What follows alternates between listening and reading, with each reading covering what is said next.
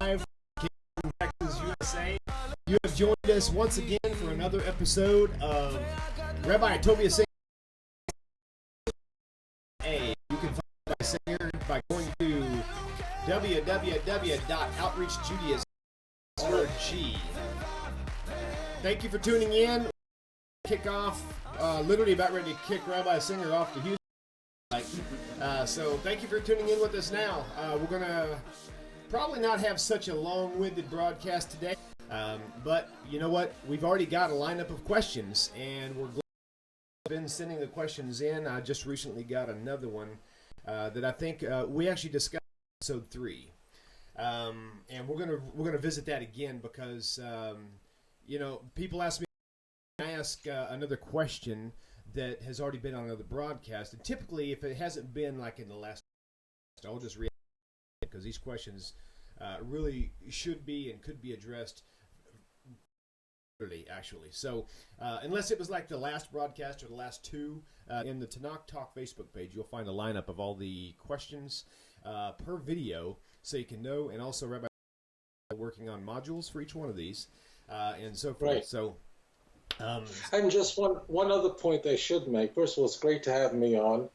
And if you notice that I was struggling with an answer to a question in the prior, I'd appreciate it if you just leave it out of any future shows, okay? So go ahead. Yeah. You could tell it anyways.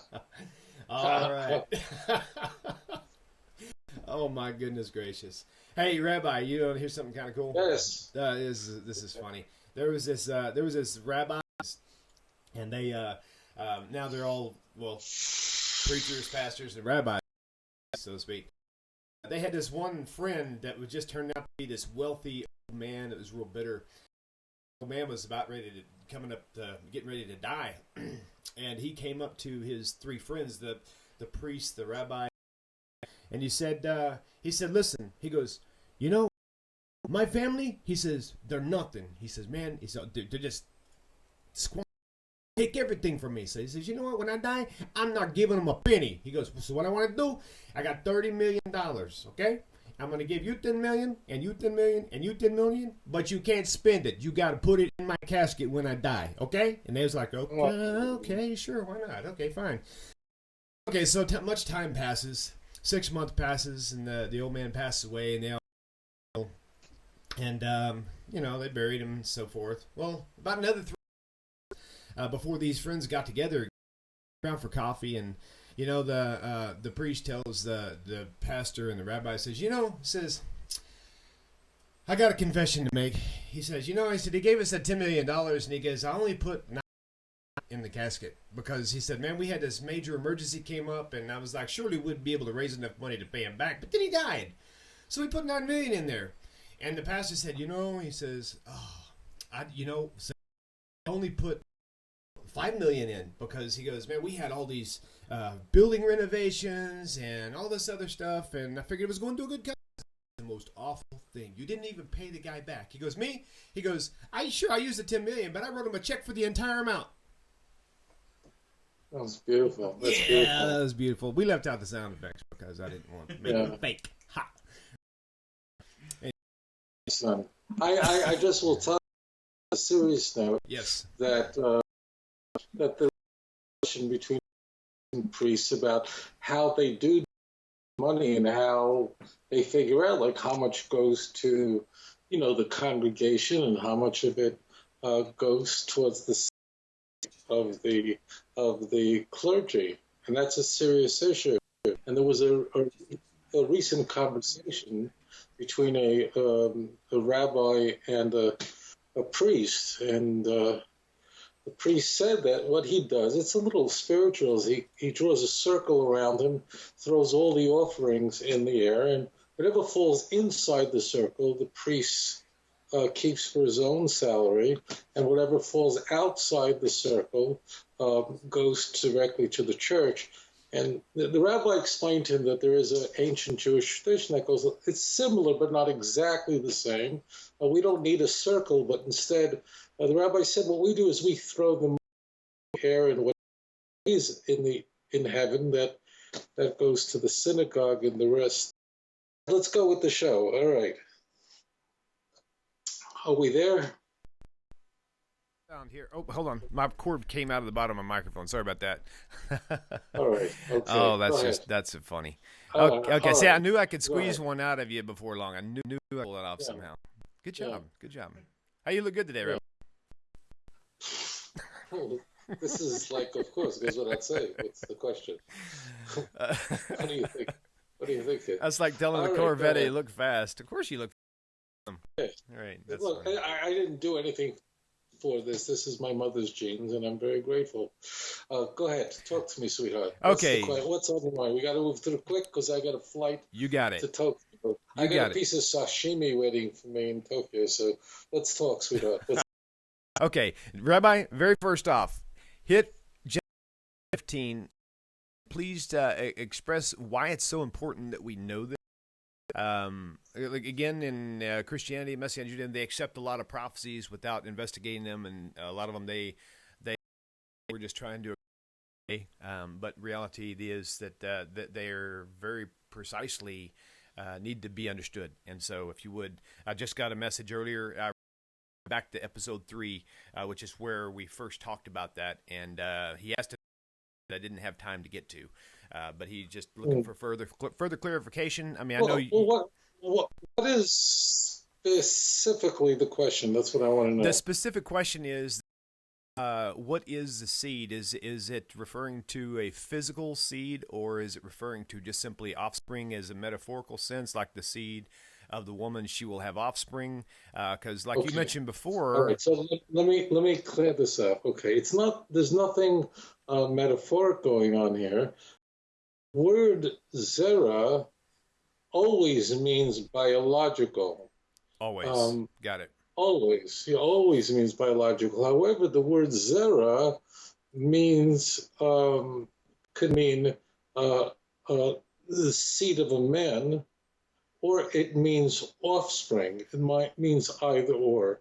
And I think that some of your listeners will be approached by a Christian who's very evil. I'm kidding.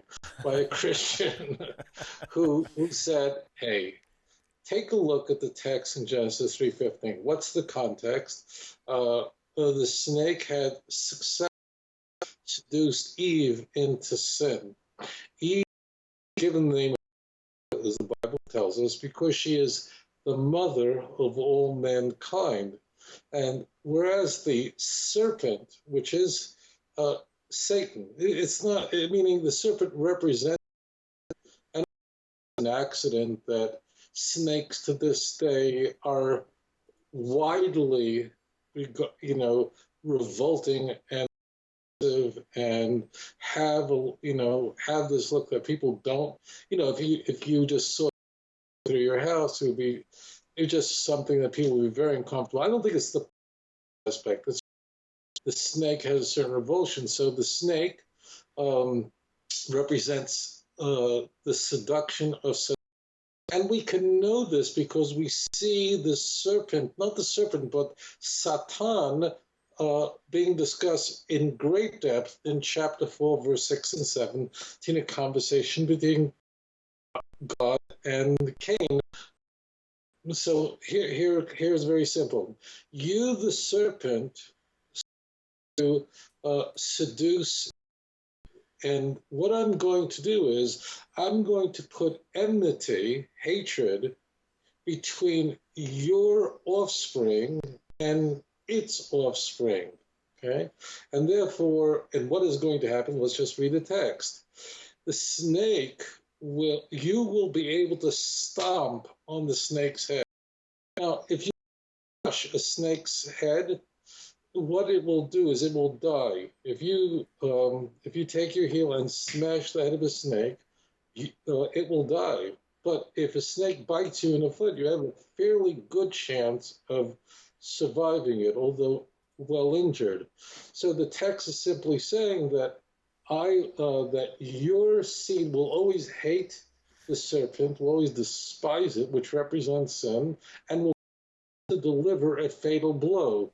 And the serpent, which no longer has legs. And interesting, if you study this about snakes, they actually have the roots of 4 legs. They're there, they're vestigial, have no purpose. Wow. But the snake now that cannot walk on legs, it's on the floor, will only have the ability to attack the feet of a person, the place that you're least likely to watch. In Australia and other places where snakes are prevalent, when people walk in the outback, they wear shoes that the snake's fangs can't penetrate. So now what missionaries argue is that the word zera means seed, as in sperm or Greek sperma. Therefore, they're saying that seed can only mean the physical, procreative life form that comes from a man. This is just flat out not true.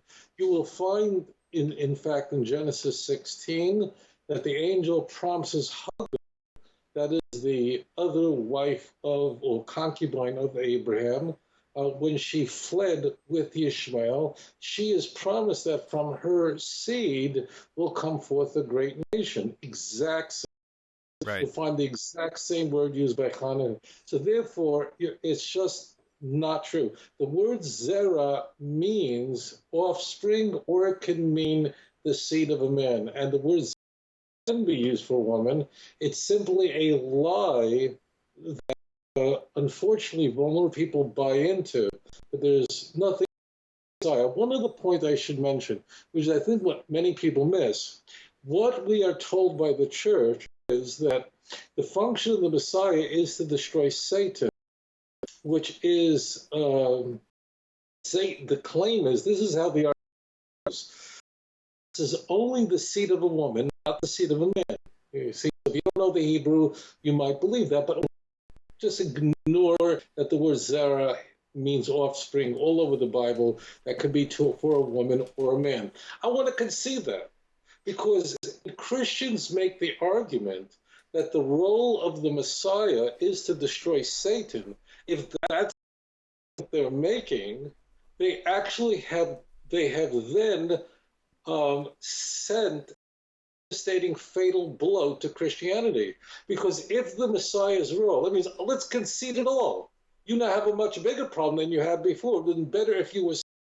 Because if the role of Mashiach is to destroy Satan completely, Jesus is definitely not the Messiah, because last time I checked, he's doing really well. I checked his blood pressure. So therefore, Jesus actually failed at that task. And that's what I think people get confused. That means if I would concede everything to the church now has all of its problems for it, not behind it. Because that means Jesus failed in his task to destroy Satan. And somebody, well, he destroyed Satan just for believers. Well, that's not true. Paul says that we were attempting to go to a town and Satan hindered us. Well, he was saying, why? How could Satan do that? So therefore, if in fact you know what, I'll just buy the whole Christian bit. That if I do that, which I would have to suspend a lot of. Therefore, that's a testimony that Christianity is a false religion if the function is to destroy Satan, because Jesus failed at that task. But how does Jesus the Messiah, if that's what Genesis 3:15 is? That proves he's not the Messiah because he didn't accomplish that task. That's what I think people get all nervous about that, okay? Sure. That's a great and thank you and thank whoever called in with that or wrote in the question. I just want to thank you personally, and my mom wants to thank you for asking a question that I knew the answer to. Go ahead. And just to clarify that and to put more focus on that, Genesis 3:15, that's not the only place that Hebrew word was used. It was actually used with other women in the Bible too. So if it really right, that's what I said. You could just look at Genesis 16 as an example. You can look at Samuel 1 and 2. I mean, it's all over the place. This is not. It's just simply 3-card Monte. I remember in New York, we used to have some guy with 3 cards, moving them around real quickly, and if you guess which one, he'd double your money. It's a ripoff. It's just not true. It's a lie. Sure. It is predicated on a lie, but successful because the church has stripped its parishioners of adequate knowledge. I just want to make it clear, it's not like pastors and churches are wringing their fingers going, good, we managed to lie to our parishioners, to the people who fill our pews. They don't know this either. They've been taught to believe this in Moody, in Fuller, in Dallas Theological Cemetery. So, in fact, it's not like pastors are in on some conspiracy. They are not equipped with the what I. Sure, absolutely.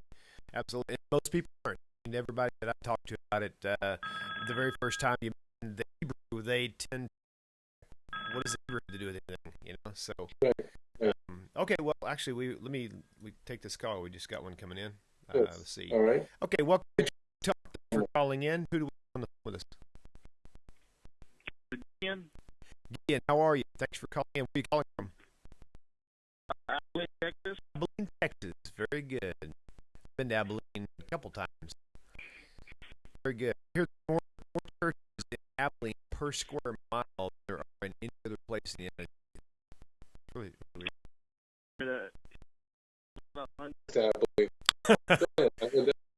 This is for me. The interest. Go ahead. Go ahead with the question. Thanks for calling in, by the way. Thanks. I've been listening to you guys for a while. I got Tovia Singer. One is, could you explain when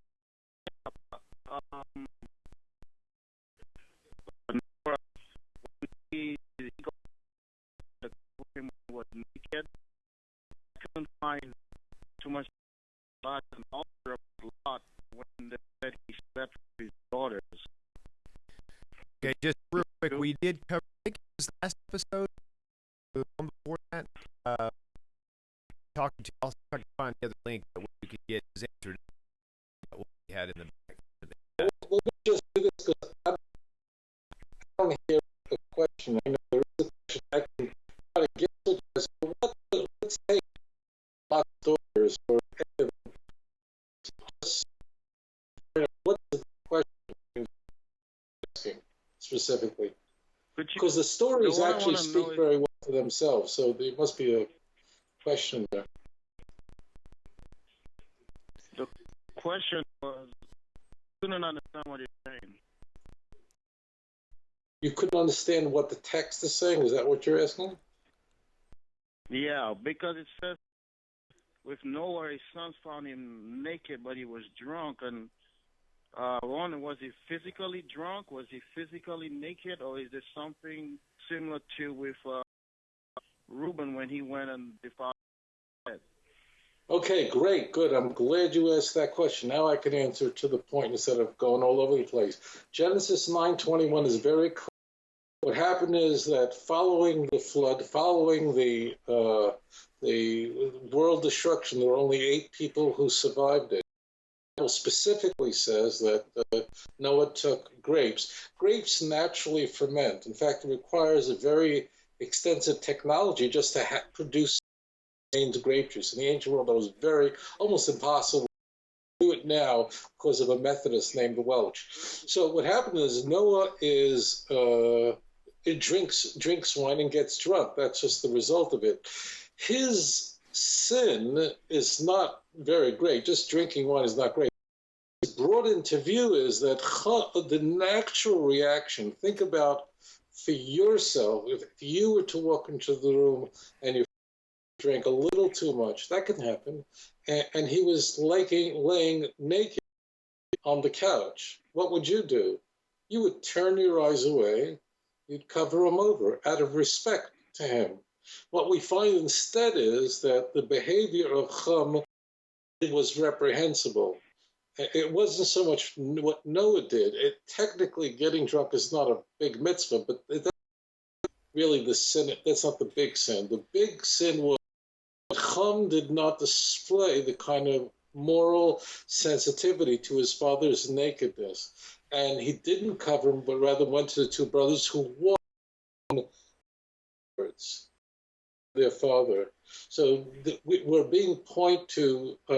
we are pointed to very bad behavior in Genesis chapter 9. But he very much did drink wine. The Bible says so, as they said in Genesis 9, verse 21.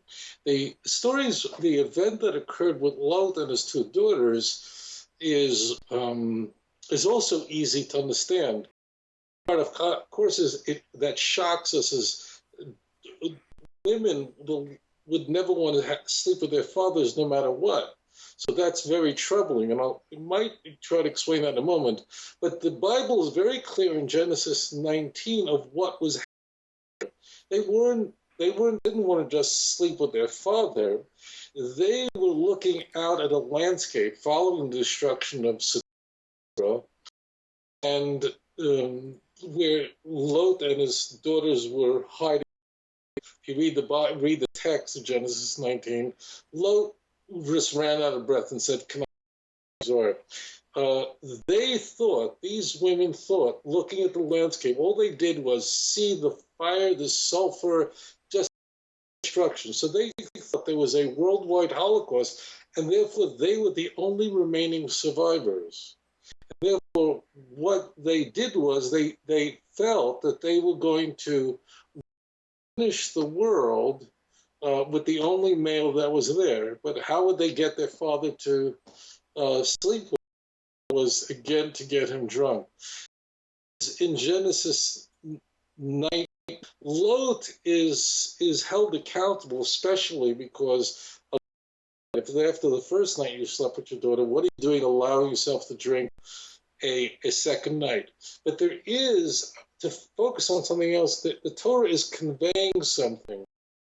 And that is, there's a midah keneged midah. I'd like you to focus on, because that's what the Torah is trying to convey to us. The Torah is conveying to us that Lot ultimately is held accountable for another event, which means, if you recall earlier on in the events of Genesis 19, it's a very quick-moving grip.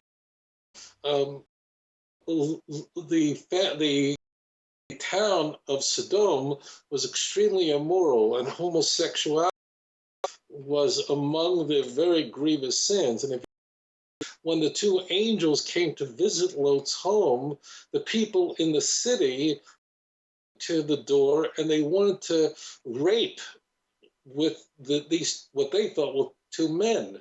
That's what they wanted to do. Out of his says, "Take my daughters instead." So Lot's not just messed up, but his depraved response to them. Of course, that's not going to happen because the angels are going to blind them. So what we always find in the Torah is there's measure for measure. Because Lot was careless as being the good steward over the integrity of his daughter's body, ultimately he would come to his daughters and two nations. Moses literally had actually names the child from my father. The younger daughter at least was a little bit discreet. So that's the events that occur there. I can go further with this, but I don't want to overwhelm the show with too much time. But that's the answer to your question.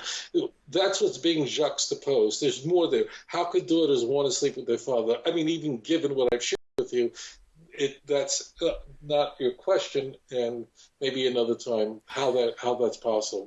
But that was very clear that these were not girls who had some desire just to commit an act of incest, but rather that they had thought this through and believed that the world had come to an end and humanity had to be rebuilt. Father. Gideon, on episode 9, last episode, if you go to the YouTube channel on Tanakh Talk and look up episode, look for the timestamp for 1 hour and 47 minutes. It's a very long that was asked, and I think that's where you'll find more on this topic from Rabbi Singer. Oh, I appreciate it, sir. Thank you. Very good. All right, yeah. Okay. Definitely a lot of thought-provoking things going on. I think that as you talked about it last week, it really was very eye-opening to a lot of things. I enjoyed last week too. I think it was last week. Was it last week when we talked about Cain killing Abel? I think it was, right? But how they had, that was like the first was ever mentioned. I mean, he had no concept that that he was going to die. I came on and actually commented and said, sure, he knew that he was going to die. It says they sacrificed animals back then, and of course my response was, they didn't beat animals to death. They didn't, if they did a sacrifice, they had to do it a certain way, and this wasn't what was going on between Cain. All right, we have another call, Rabbi. Let me catch this call. Very good. Thank you, though. That was a great answer. Welcome to Tanakh Talk. Who do we have with us today? Patricia Denise. Hello, Patricia Denise. Where are you calling from? Gosh, it's my editor-in-chief. That's my boss. How are you, dear? I can barely hear you. Can we give her some volume on Rabbi Singer? I hear her. Okay, is this any better for you? A little bit better. I hear. Good. Patricia, we love you. Thank you, editor of my Let's Get Biblical book. Oh, she spent excellent. years studying. That's my editor. How about that? Well, it's nice to meet you sound-wise anyway. Well, listen, I have a question about Jeremiah 28:4. I will bring Jeconiah back from exile. And the question I have is, in regard to the fact that this verse seems to be a flat contradiction of the prophecy in Jeremiah 22, where God says of Jeconiah, you shall not return from exile, and you shall die in exile. And also, according to Jeremiah 52, Jeconiah lived as a ward of the king from the time he was released from prison until he died. So what do we do with Jeremiah 28:4 in light of Jeremiah 22 and 50? Okay, I'm not sure I understood your question. I apologize. I didn't. I just didn't understand your question. I think what. All right. Let me just tell me if this is. Your question is that we're told in Jeremiah 22, verse 30, that Jeconiah is cursed. But the curse is very specific, and that is that no child of his would ever reign on the throne of David. That was a curse. And in fact, that's exactly what followed. Jeconiah's uncle would become and father would be the subsequent kings, and in fact, it held in place. We do not find in either 28 or at the very end of Jeremiah, we do not encounter any passage. Reason for we have no passage that says that he became king again, and I think that's where people are thrown off. So, for example, at the end of in 52:31, that Jehoiachin was released from prison. Jehoiachin is allowed; he's not put to death. He's not like Hezekiah's children, but he doesn't reign again. His reign, the reign as on the is what Jeremiah 22 is speaking about. Let's look at the text. The text says, count Jeremiah 22:30. Count this man as childless, and then we have the modifier. What does that mean? That none of his seed, none of his children, will ever sit on the throne of David anymore. Well, that did happen. Jeconiah was, just for people to understand, was one of the most vile. Even though theoretically it's the Bible's like a spirit, I couldn't even tell you what the Talmud says what Jeconiah did. If I told you, you wouldn't, because you couldn't even imagine it. But he was like acid. He was a very evil man, but he will change. According to the Talmud, we don't see it in the text. He will repent in exile.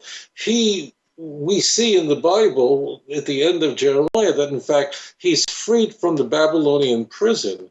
But what you will not find in anywhere in the Bible or in Judaism is that he will ever ascend the throne of David again. That is the prophecy of Jeremiah 22. Not the Jeremiah 22 does not say he's that he's going to die or he'll never enter the land of Israel again or will never be a prisoner again. It's very specific. His children will not sit on And in fact, they did not. Okay? Are you still with us? She I may have. think she Yeah. took the question offline. Right? Yeah, I think so too. The number's 855-952-4253. When you call in, it is better if once we get the question asked and Rabbi Singer is very clear on what the question is, go ahead and hang up and just kind of watch the answer coming that way. Right. And then plus that'll kind of free up the lines for other callers coming in as well. So Rabbi, just to tweak. So because I hear that a lot too, but I'm just not I don't really understand that whole concept to begin with. But I think I have heard is that because no any descendants of his will ever have anything to do with the throne of David. Who was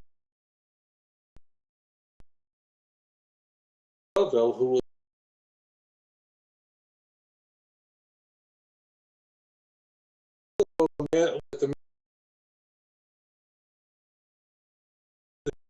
lead those who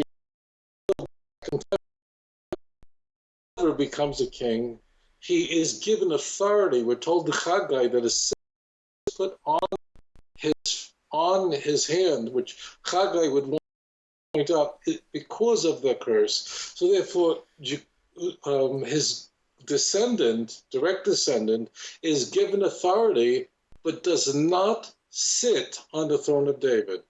That's what's critical. And that's the curse we find in Jeremiah. Obviously, the question is raised about that in Matthew chapter 1, verse 1, we are told by the author of the first gospel that Jesus was a direct descendant of Jeconiah. This raises a problem because Jeconiah was cursed, and if that genealogy of Jesus, that would actually render Jesus ineligible for Zion. Shockingly, many Christian scholars respond by saying, aha, that's why you needed a virgin birth. So it goes all over the place. You need the virgin birth because Jesus was in fact a direct descendant of King David physically, biologically, and therefore a descendant of Jeconiah. He couldn't have the Messiah. Of course, this then raises the question: give us the genealogy if it's not really the genealogy of Jesus. It's an unbelievable back and forth on this. Does Jeconiah? Yeah, go ahead. Does the prophet Jeremiah actually even even more so that the Messiah will actually come from the throne of Solomon, or specifically not from any of the other sons? Yeah, we have that prophecy in the Bible that'll come from Solomon. I direct you to First Chronicles chapter 22, verse 9 and 10. I'd also send you to 2 Samuel chapter 7 through 12, 16. In all passages, we are told that it is through Solomon, or through the one who actually builds the first temple, it is that son that will convey the Davidic dynasty. Now, that would work fine for Matthew's genealogy. But those who are not familiar with genealogies in the Christian Bible, there's one in Matthew and Luke 3. So for Matthew, Matthew's genealogy does go through Solomon.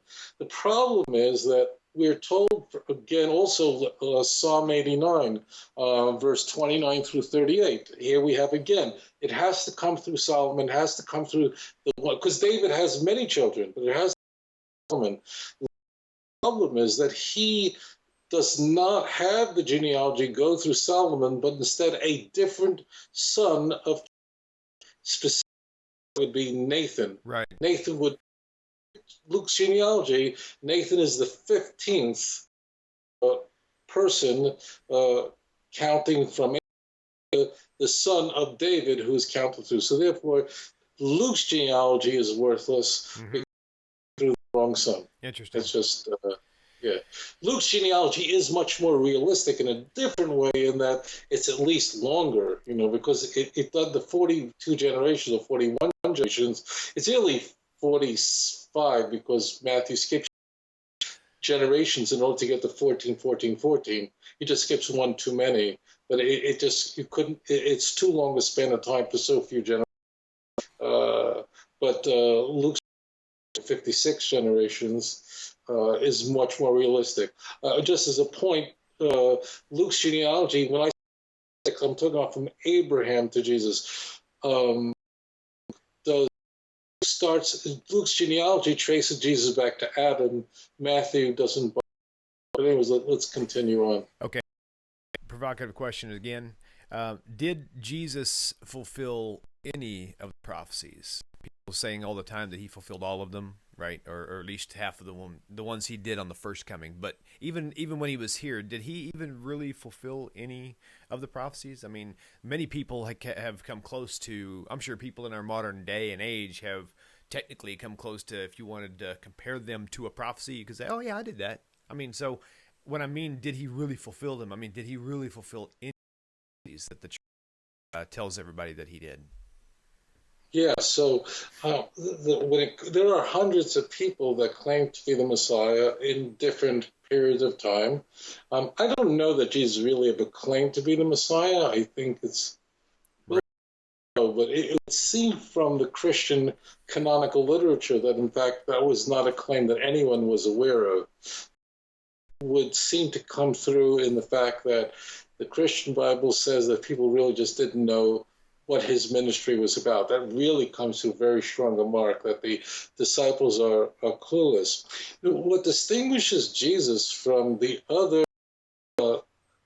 claimants to being the Messiah, and again, I'm just going to set it aside that I don't think he claimed it, but let's say he did, is that with regard to Jesus, not that he fulfilled messianic prophecy, but in fact, the movement that he spawned and the century that followed him, in fact, was very much like Esau.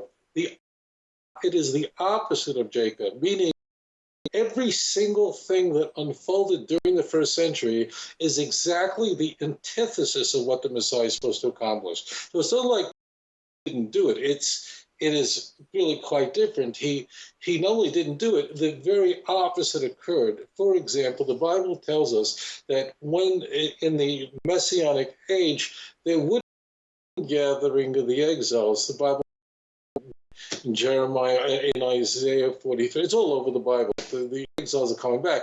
Well, in the Jews were not only not gathered in Israel, they were expelled from the land of Israel. The temple, the Bible says that the temple will be built in the Messianic age. We have 9 chapters describing the temple from Ezekiel 40 through 40. Well, the temple built during the first century, it was destroyed. Scripture tells us in the Messianic age there would be a world peace. Nation would not lift up sword against nation, neither would they learn of a war anymore. Isaiah 2:11, Lamb will lie with the lion. There'll be a world peace. Well, there not only wasn't world peace, there was world war. The Jews went to war with Rome, and over and over again. 66, it started, it ended in 70. For Masada would end in 73. So not only wasn't there peace, there was a war that was responsible for the death of hundreds of thousands. The estimates are anywhere from 1/2 to 3/4 of a million Jews were murdered by the Romans in these wars. There wasn't the resurrection of the dead. It was graves that were being filled, not emptied by the advent of the knowledge. Didn't fill the world as the water covers the sea, as Scripture says would happen in the Messianic age. But as a result of these wars, and as a result of the exile of the Jewish people from the land of Israel, the knowledge of God and the observance of the commandments were diminished. So therefore, there's nothing fancy about this. If we look at the Bible and what are the classic Messianic prophecies, a building of a gathering, world peace, world knowledge, resurrection dead. It's not just that Jesus didn't fulfill it, or it's not just the first century did not bring this about. It is Jesus did the Christian movement. The result of the Christian movement was the reciprocal, the very opposite of what the Messiah was supposed to accomplish occurred. And the message there is very clear. about Christianity is the reciprocals, the opposite of what was supposed to happen. It wasn't a fulfillment of anything. It was the destruction of everything. And one thing also said, it's very clear in the Synoptic Gospel case in John that the early church was that Jesus was going to bring about God's kingdom. And many Christians think of this as like everyone's going to go to heaven. That's not true. Not the Gospels are portraying a kingdom of kingdom coming to earth. That's very important. There are many of you here who will not taste death until this occurs. This generation shall not pass away. So even these claims are being made in the earlier church, and of course none of those prophecies were fulfilled. John, of course, is going to have to sort of move the target and say, well, God's kingdom is above. It's in heaven. It's not here on earth. So Sure. It's not, the problem with Christianity is so astonishing, is if you want to know what the Messiah is supposed to do, every single thing that occurred during the first century, and it's the opposite of that. Yep. You know, every time I have discussed those things with people, I found it very interesting myself that all the things that supposedly got fulfilled were not ultra prophecies. It was the things that were very passive. But all the really dynamic prophecies, those I'll do when I come back. That'll be your proof. So believe in me for another 2,000-3,000 years, and I'll prove it to you when I come back. It doesn't make sense. Yeah. It's not the view of the early church. The view was, as the nation ends, that I'm coming back quickly. So this is engineering of what we're looking at over here. But, you know, all we do is, this is not we're anti-Jesus. We don't like Paul. We don't like whoever wrote Revelation. His name is John. We don't know. I mean, I'll take his word for his name. We don't know who that John was. The point is, we look at the Jewish, and then we go, does it match or doesn't match? You want to hear something very interesting if we have a moment? Go for it. So there's a very articulate theologian, an Anglican priest. His name is W.T. Wright, very famous, the preeminent Christian theologians of the last 40 years. And he makes a very interesting case. And that is, he says that, in fact, no one was expecting a Messiah that would die. No one. I'm not making this up. You can YouTube this or whatever, or read his work. He actually says because no one there was no such idea that the Messiah would die, let alone die for anybody's sins. That was so not part of what Jews believed. There was not a single piece of literature anywhere in the annals of Jewish writings on the Messianic age. Zero. I mean, nothing. Therefore, Jesus might have died and been raised, because no one will make something up, because it was so antithetical. You follow? Yeah, it's an unbelievable statement. Right. He's a highly respected guy, by the way, as a theologian. But his case, I mean, look it up for yourself. You could actually, you know, he's got a lot of stuff on YouTube, and he's highly regarded. He actually uses support, and it's kind of an echo of Paul. It says it has to be true. But anyway, they're going, no one expected it, so therefore, who would have made it up? Well, the answer, we know the answer is that he died. Maybe some people's belief in Jesus was disconfirmed. None of the opponents of Christianity's writings would survive.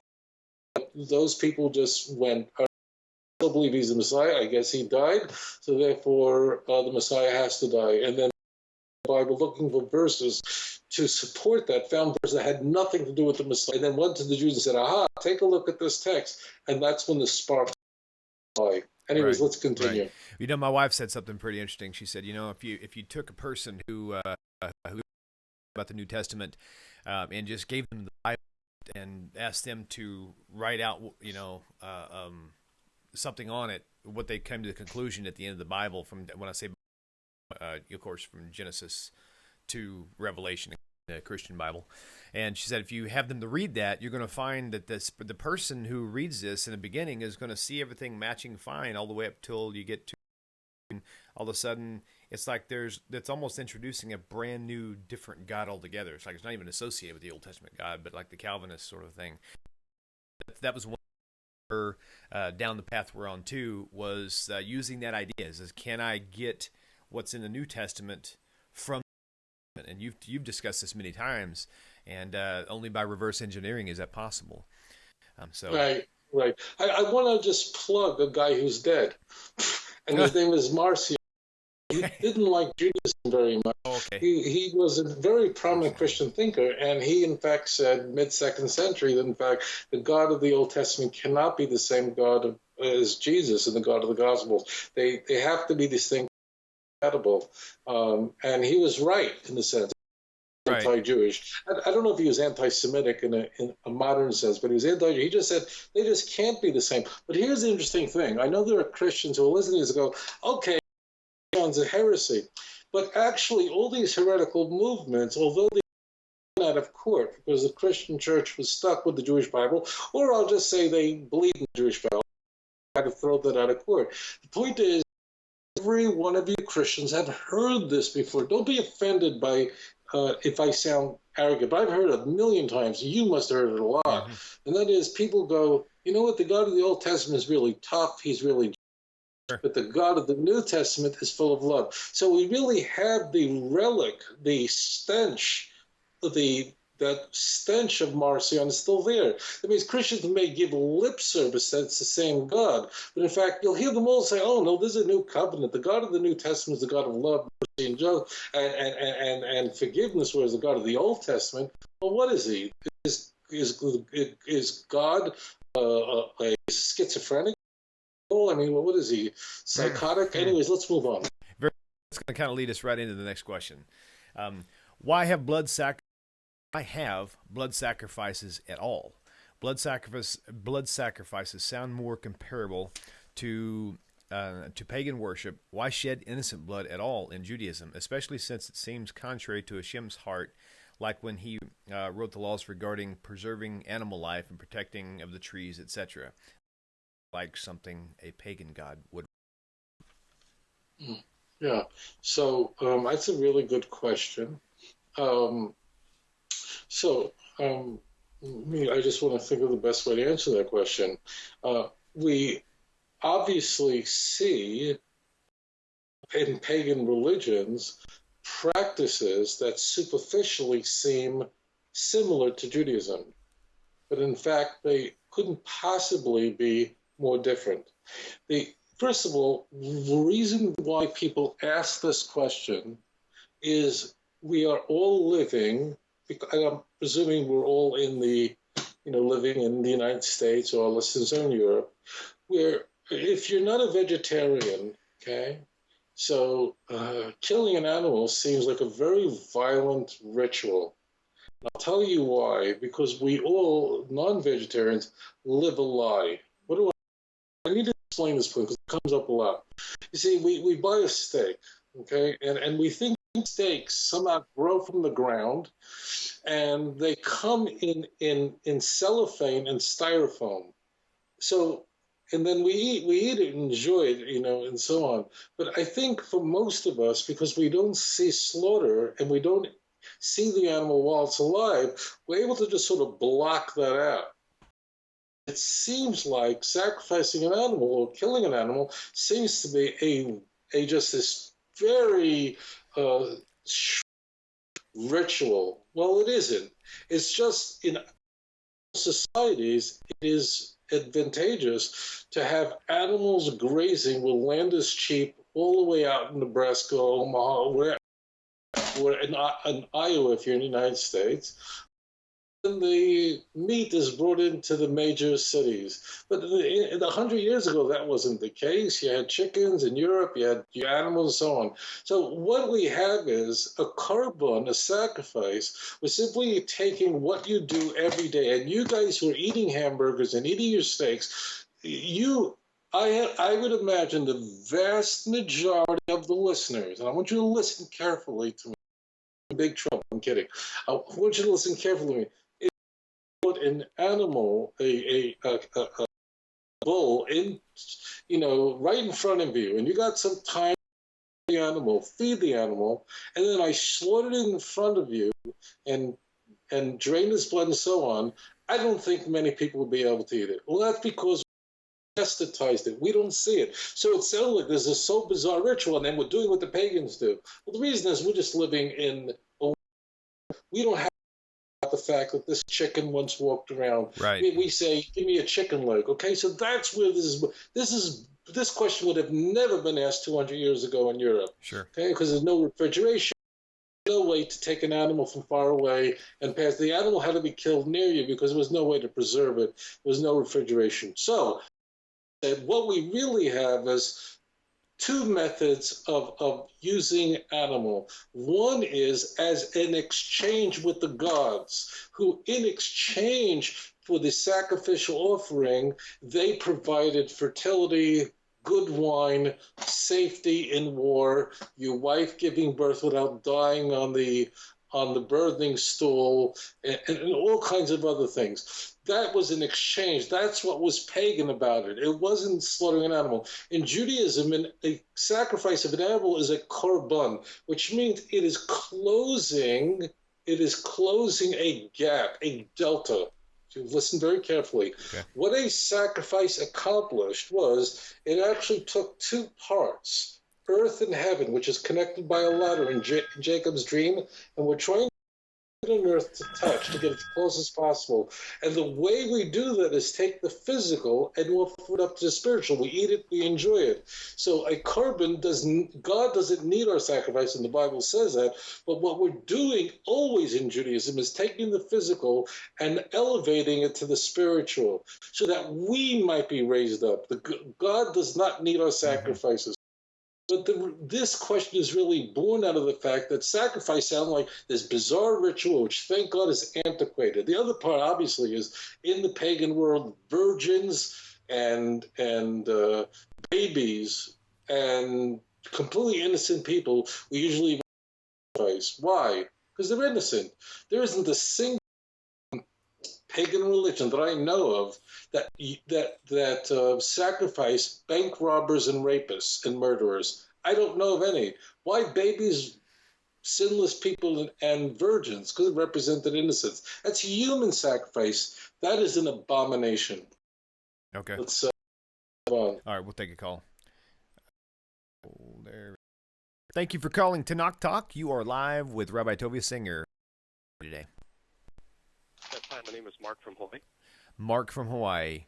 Well, I know that Hawaii is beautiful, and whether you live in a barn or raised in a barn or broadcast from a barn, it doesn't change the fact that Hawaii is always beautiful. Yes. Mark, thanks for calling in. What's your question for the rabbi? Okay, you're right. So I have a question regarding Isaiah 9:5. Okay. The question is, why is it that the online Chabad.org, why is it that translation translates Isaiah as something entirely to other versions? For example, the other versions call Hezekiah Mighty God, while the version that I'm referring to, Chabad.org, says something entirely different. It basically says the Mighty God will call Hezekiah Prince of Peace, but it doesn't say that Hezekiah is called Prince of Peace. So I wanted to ask the rabbi, why is there that major difference in the versions there? Awesome. Very good, Rabbi. I'm just really grateful to you, Mark. I love you very much. When I will meet you, and I'm just so grateful for all your questions. Whether it's intentional or not, you just busting through, and I love it. And I'm very grateful to you. I don't know if I've ever done a show on that point, okay? And I'm going to explain the question, okay? We're talking about Isaiah 9, verse 5. So is not any confusion. Isaiah 9:5 was Isaiah 9:6 in a Christian Bible. Okay, it's the same verse. Okay. Now, in this passage, the passage is describing Hezekiah, who was a great king who had, although the northern kingdom, we'll see that the northern tribes are carried off. The context was out in the year 732 BCE.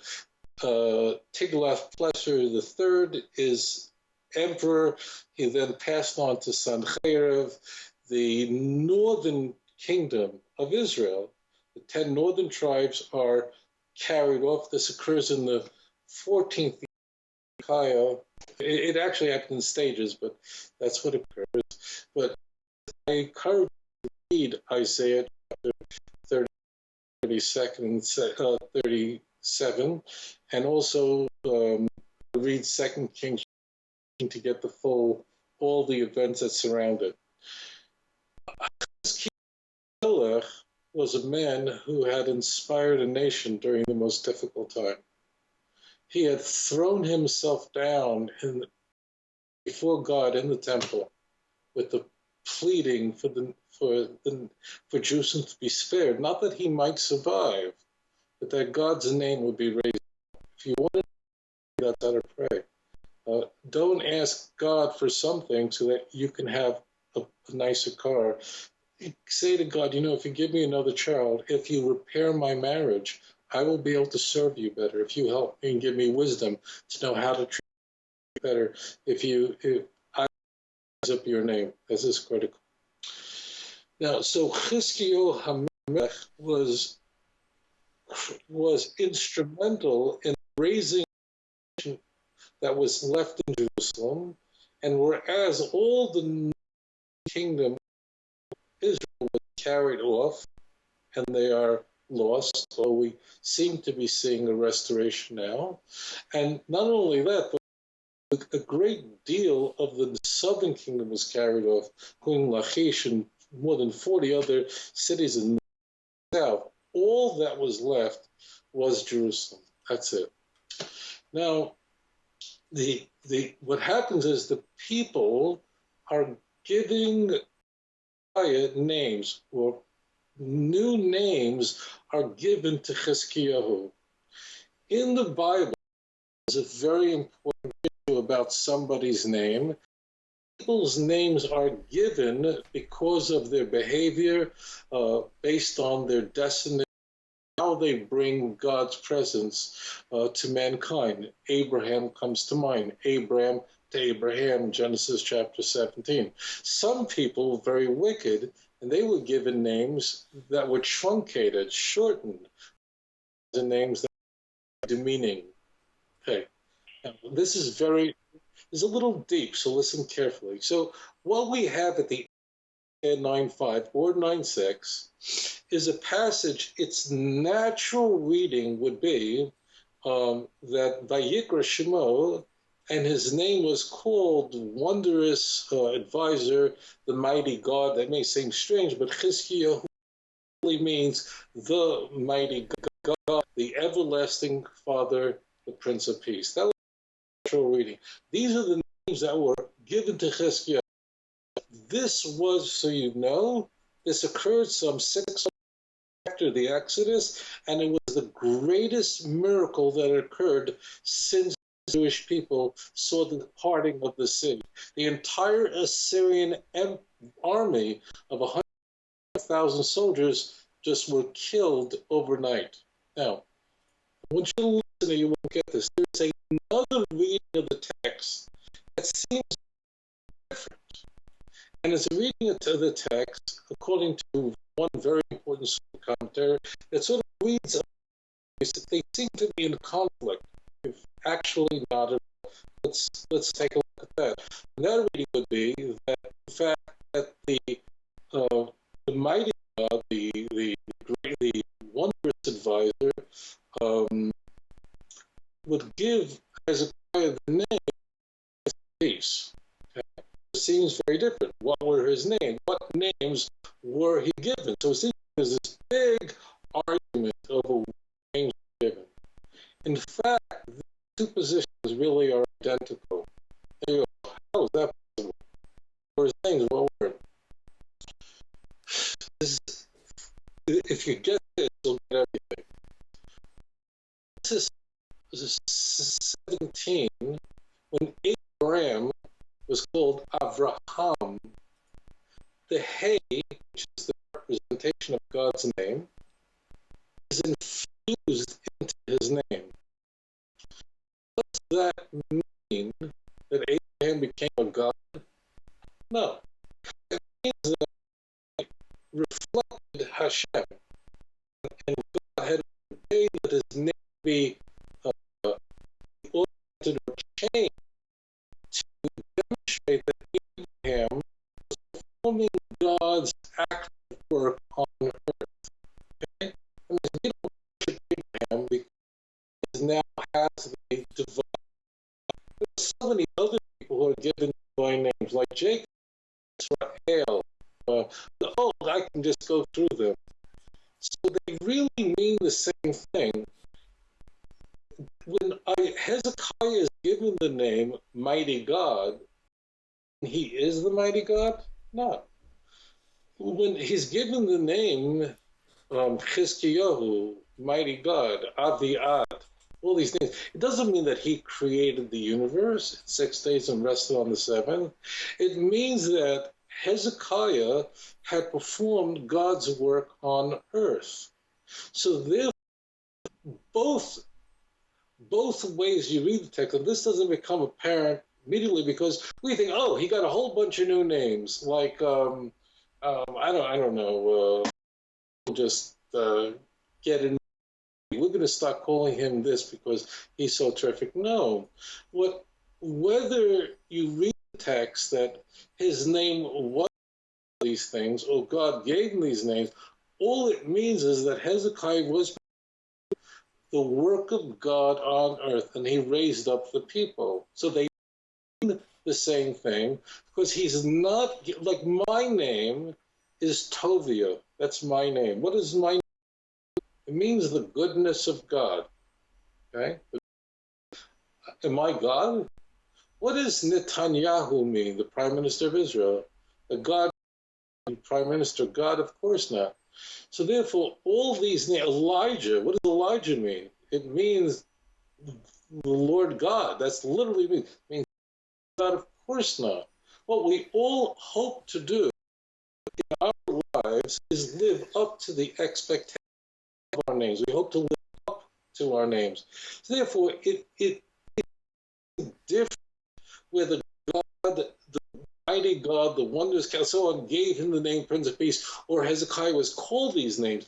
It actually equals the thing that Hezekiah was performing God's work on earth. Therefore, he is assigned these ascriptions by God, and what are they? Divine ascriptions. He's not divine, but he has divine ascriptions, like Abraham had divine ascriptions, and so on. Okay, so that's it. That's a brilliant question, but you have to, why in the Bible people's names change and added? Like Jeconiah, we talked about earlier, had God's name in it, and his name was actually truncated. And Jeremiah says, your name will be called Coniah. Took out God's name. You don't reflect anything about God. So that's what's happening. That's why there are two opinions on the reading. But in fact, we think, oh, this is a massive disagreement between Rashi and other commentators. Answer it is, they are saying the same thing. But if you superficially read it, it looks like, oh, there's this big difference here. There is no difference. Because Tovi doesn't mean that I'm God.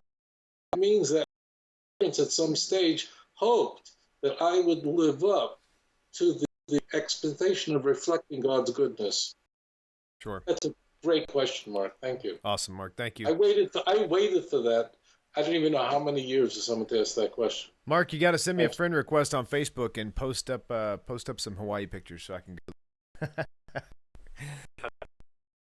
You betcha. Take care. Okay, Rabbi, we have time for one more question. And that question is, some people might call it, but I don't think it's speculation at all. I think there's plenty of proof to give the answer you're probably going to give. And the question is, could Paul read and write Hebrew? Because it seems like he quoted from the Septuagint. Okay. The end of that is, I just don't know. It means I don't see that Paul he did was not ignorant. What Matthew was it because he couldn't read Zechariah 9, he couldn't read a lot of it. It was very obvious that no one is copying a Septuagint. Forget that. Just get that out of your head. The word Septuagint doesn't come up in the... No, I'm not talking to you. I'm talking to all the listeners. It's like like Jesus was a Palestinian Jew. Don't you want to throw up? Hadrian didn't call... It's the 2nd century when Israel or Judea's name is going to be changed to Palestine. So people just say this stuff, and it's nonsensical. But the question is, did Paul really know what he was doing or not? Or was he just completely ignorant and fusing together Greek ideas and sort of imposing them, injecting them, infusing them into a sort of a Jewish milieu? But it is thoroughly Greek. And so it's a tough call. But there is one passage which would tell me that Paul knew what he was doing. And the passage is from Galatians chapter 8. You see, it's hard to know what exactly knew, but the Septuagint was just the 5. There's many Greek translations of the Bible. They were all over the place. We know that the church fathers talked about it. This is not. But don't buy into they quoted from the Septuagint. Septuagint refers to 70. That's literally the name. That only is the 5 books of Moses. The name becomes genericized, which means all subsequent Greek rendering translations of the Tanakh, which were ultimately I got it. That makes sense. Christian editors. Okay, but sometimes we say, could you pass a Kleenex? Could you Xerox this for me? Well, you may be using a Canon copier, not Xerox, so the names become genericized. There are many examples of this. The reason why I think that Paul really knew what he was doing is there's one passage, and that comes up right one of the most shocking things that Paul does. In Galatians 3:16 and 17, he says that, notice that it says in Genesis, there's seed, not seeds that God will bless, and therefore it must mean Christ. Well, that is, I don't care what you're reading. You are a liar if you say that, because there just is no word for that. The context is very clear. Well, how do I know? Maybe the man was a completely ignoramus. He was using some. Well, he does something really sophisticated that would require some knowledge. And that's in Galatians 3:17. Now, what he does, I'm just going to take 3 minutes. What he's doing in Galatians 3 is he's speaking to Gentiles in Turkey, and what's now Turkey, Asia. And he's saying to them, listen very carefully, that there are 2 covenants that God made.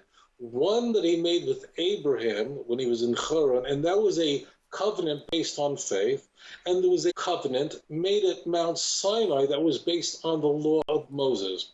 The argument he's making, which is just evil, I can't go into it, but it's very obvious. What he's saying is, if I have a contract with you, no contract can undermine the original contract. But what he does then, he says that the difference from contract 1, when Abraham was in Haran, which is the covenant of the part based on Mount Sinai, look at Galatians 3:17, is 430 years. He could not have pulled that out of his hat. Because if you read Genesis, it would seem like the Jews were in Egypt for 430 years, 400 years. But in fact, the oral Torah is that although that was originally supposed to happen, but God had to quicken the Exodus, the Jewish people only spent 210 years in Egypt rather than the original 430. This explains the haste that God had to cut short the slavery, but God isn't a liar. He said 430. So what God did was he started counting back. He changed the start entering Egypt from the birth of Isaac. Now, the distance Abraham had the covenant based on faith of time until Jacob goes down to Egypt is a period of time of 220 years. That we know. If Paul did not know the oral Torah, he would have simply said 400 years, 20 years, and would have come up with 650 years. But he knew the oral Torah that the Jews were only in Egypt for 210 years. Therefore, the distance from the covenant with Abraham to the covenant, this is a little complicated, to the covenant that God made with the Jews at Mount Sinai was 430. He is correct. That means he knew that number. That is not the kind of thing an ignoramus would know. Sure. So therefore, Paul is not the kind of person I would want to have dinner with. Right. The fact that he knew the oral Torah, that the Jews were only in Egypt for 210 years. Therefore, 220 plus 210 is 430, which is evident in Galatians 3:17, tells me that was what his enemies who said about him.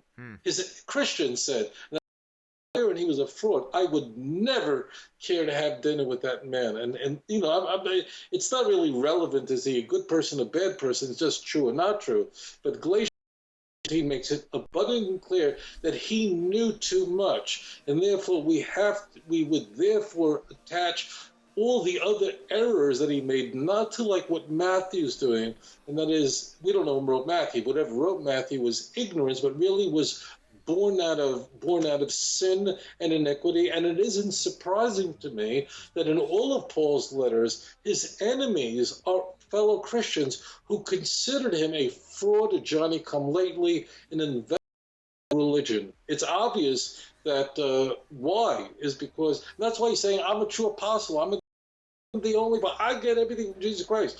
Well, what is he pushing back against? Sure. He's being accused by fellow Christians the opposite. So there's the answer I can give you. Based on Galatians 3:17, he knew exactly what he was doing. He didn't accept Septuagint for anything, and my life isn't about how, what place in heaven is all doing the backstroke in. My issue is, how to serve God. Very good. Thank you, sir. www.outreachjudaism.org. Go there. Books there, part 1 and 2. I've said it before. I'll say it again. If you've got the first original one, that's only a 1-volume book, you need to give that away and volume set because it's much more loaded with lots and lots of good information constructed. You can get it on Amazon. If you don't know how and you're having problems, call me, call Rabbi Singer. We'll get you those books. You need to find it. Join us again next week, same time, same place. And until then, y'all have a blessed week. Shalom, shalom.